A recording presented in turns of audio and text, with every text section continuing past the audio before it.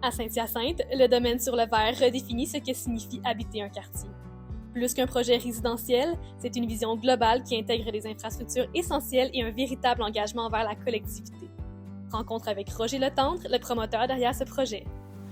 Bonjour, M. Letendre, vous allez bien? Ça va très bien, toi, André? Oui, ça va très bien. Ça fait un petit bout qu'on se connaît, qu'on va se tutoyer. Vous n'avez pas d'objection à ça? J'ai pas d'objection à ça. Parfait. On se rencontre aujourd'hui pour parler du domaine sur le verre, du beau projet que vous êtes impliqué depuis plusieurs années dans le domaine sur le verre. Oui. Parlez-moi un peu pourquoi vous avez décidé d'investir dans un quartier comme le domaine sur le verre. Qu'est-ce qui vous a emmené à vouloir vous investir pour la ville de Saint-Hyacinthe? Là, puis... À un certain moment donné, j'ai eu connaissance que le terrain de golf était disponible à la vente.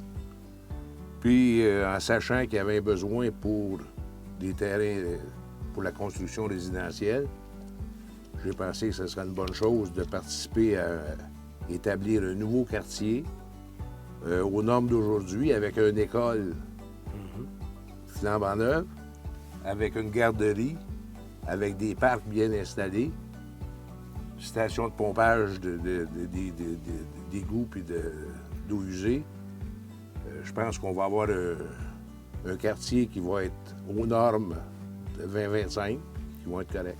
Vous avez devancé un peu ma deuxième question, mais je vais quand même vous la poser, parce que c'est rare que les promoteurs nous cèdent aux villes un terrain pour construire une école, pour faire un beau parc qui va avoir le parc Roger Letendre. À côté, un très, très beau parc, la ville, on va investir puis va être aménagé cette année.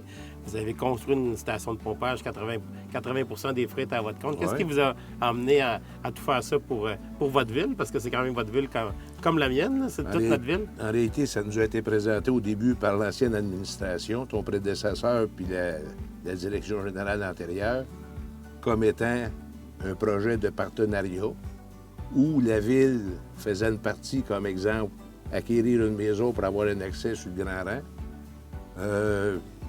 installer des lumières. Basé là-dessus, nous autres, on a pensé que ce serait une bonne chose de donner le terrain pour l'école, ce qu'on a fait, puis de prématurément donner des terrains qui vont servir aux frais de parc dans le futur. Exactement. Fait que je pense que ça fait une situation qui est win-win. On était fiers d'être partenaires avec la ville dans ce domaine-là. Et avec le recul, ça a été une bonne chose de donner un terrain pour construire une école? C'était une bonne chose, oui, malgré que ça coûte une fortune. Oui, ça, on s'en cache pas. Si tu regardes ce que ça coûte du pied carré aujourd'hui, là, le terrain de l'école, c'est quand même un don.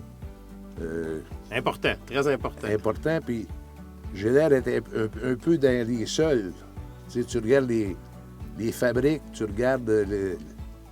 Mais c'est un bon exemple à donner pour d'autres. S'il y en a qui pourraient suivre votre exemple, la ville de Saint-Hyacinthe, on serait vraiment heureux. Bien, mais j'arrive au ciel, probablement, qui vont dire que je suis plus catholique que bien de... Ouais. Puis jusqu'à présent, là, dans tout le développement, ce qui a été fait, c'est quoi votre plus grande fierté là, de ce qui a été fait, là, de la façon que c'est développé? Qu'est-ce qui vous fait le plus... Bien, ça se développe à une belle vitesse, puis ça se développe, je pense, d'une façon logique, d'une façon qui va être durable. À échelle humaine aussi, je pense. Hein? Oui. Tu sais, au niveau de qualité de vie, tu es proche d'une école, tu es proche d'une garderie, tu as des parcs d'une grandeur assez importante. Je pense, puis des infrastructures qui vont être neuves. Ça veut dire que vous avez un quartier à la ville où il n'y a pas d'investissement à faire dans le futur pour réparer des infrastructures. Puis Contrairement à plusieurs vieux quartiers dans ce moment qui nous coûtent une fortune en infrastructures souterraines, vous avez bien raison. En réalité, vous autres ici, tout ce que vous allez faire, vous allez collecter des taxes, puis vous n'aurez pas de trouble. Puis dans le futur, quel impact vous pensez que ce quartier-là va avoir pour la ville de Saint-Hyacinthe, là? Vous voyez quoi comme legs ou comme impact? Ça va faire un beau quartier pour la résidence un peu à l'extérieur du centre urbain. Exactement, je suis 100% d'accord avec vous. Là, la question que vous attendez, puis que je m'attends à votre réponse aussi un peu, mais il faut que je vous la pose quand même. C'était quoi les plus grands défis pour réaliser votre projet? Parce qu'on sait qu'il y a des défis là, avec plusieurs, dont la ville de Saint-Hyacinthe, on ne se le cachera pas. C'est pas toujours facile de s'entendre dans des développements, puis on a des règles à suivre, puis de votre côté, vous avez aussi des objectifs. Mais c'est quoi votre plus grand défi que vous me diriez? Le plus grand défi, c'est toutes les réglementations qui existent, que ce soit au niveau de la CPTAQ, au niveau de l'environnement, au niveau de l'urbanisme de la ville. Ça prend réellement quelqu'un qui a une patience d'or pour venir à bout de traverser ça. On est chanceux parce que vous avez une très grande patience, comme on me dit. C'est de vos amis Oui. qui m'ont déjà dit ça. Là. Oui, mais vous la pratiquez. On la pratique, c'est bon, c'est bon. Mais je pense qu'on a fait un peu le tour de ce que je voulais vous demander. Je vous remercie énormément de vous avoir rendu disponible aujourd'hui pour faire cette entrevue avec moi. Ça a été vraiment agréable. Maintenant, il nous resterait juste à aller faire une petite tournée pour voir où est-ce que ça en est rendu, le développement. On peut aller faire ça, On peut André. aller faire ça, mais merci bien. On y va.